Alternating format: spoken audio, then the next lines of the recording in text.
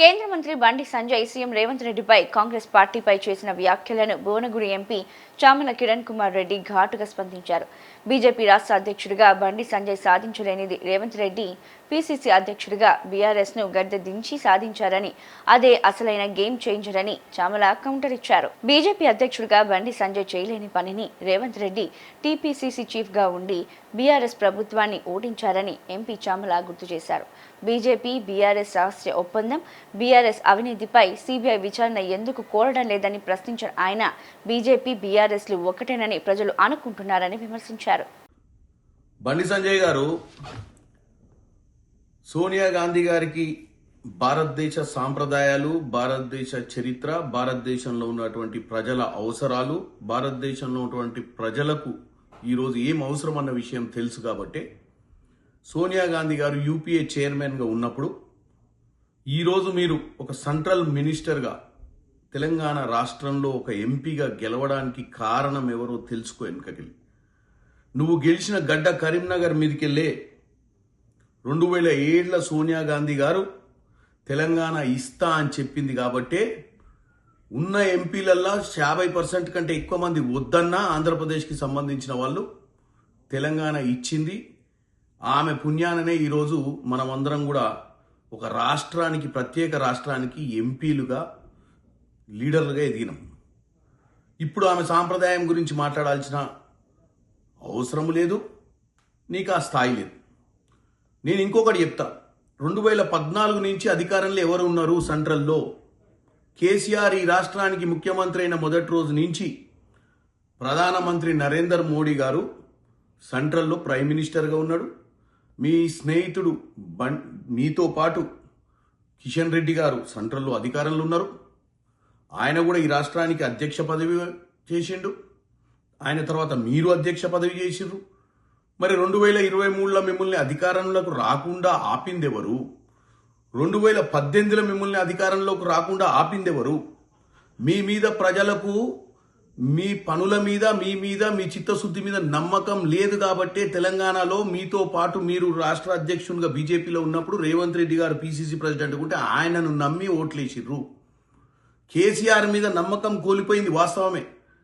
కేసీఆర్ చేసినటువంటి స్కాములు, కాళేశ్వరం కానీ, కేసీఆర్ చేసినటువంటి ఈ ఫార్ములా రేస్ స్కామ్ కానీ, కేసీఆర్ చేసినటువంటి అప్పులు కానీ, కేసీఆర్ మిగులు రాష్ట్రాన్ని అప్పుల రాష్ట్రం దిశగా దోచుకుంటున్నప్పుడు నిమ్మకు నీరెత్తినట్టుగా ఎందుకుంది బీజేపీ? ఈరోజు కాంగ్రెస్ బీఆర్ఎస్ కలిసి పనిచేసినాయని చెప్తున్నావు. మొన్న 8 మంది ఎంపీలను అవయదానం చేసి గెలిపించింది బీఆర్ఎస్ పార్టీ కాదా?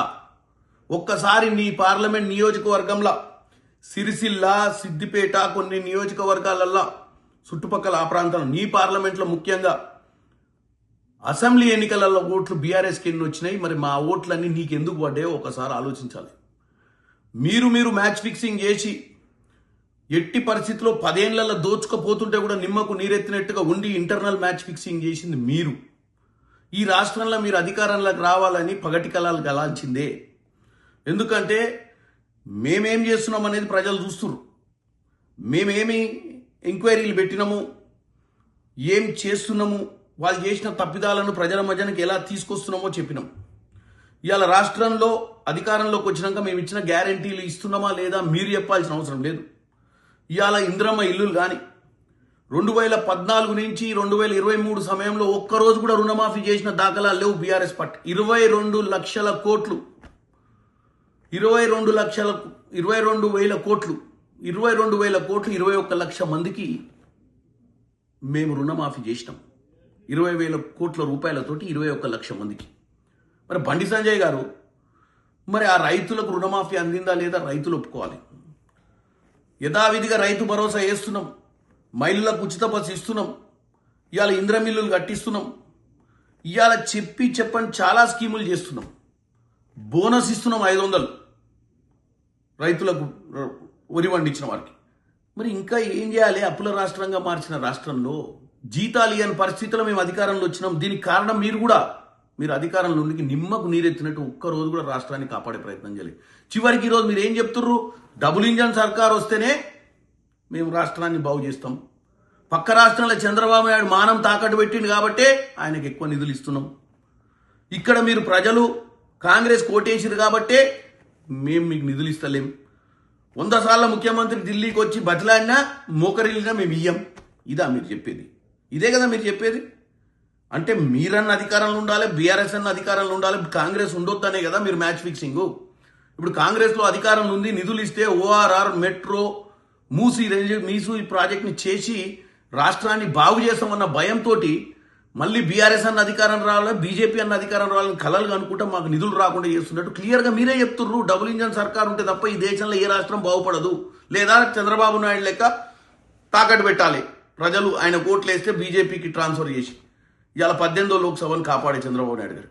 కాబట్టి బండి సంజయ్ గారు ఏది పడితే అది మాట్లాడకుండా వాస్తవాలు తెలుసుకొని సోనియా గాంధీ గారి గురించి మాట్లాడినా, కాంగ్రెస్ పార్టీ గురించి మాట్లాడినా, మనం ఏం చేసినాం అనే దాని గురించి మాట్లాడాలని కోరుకుంటున్నాం.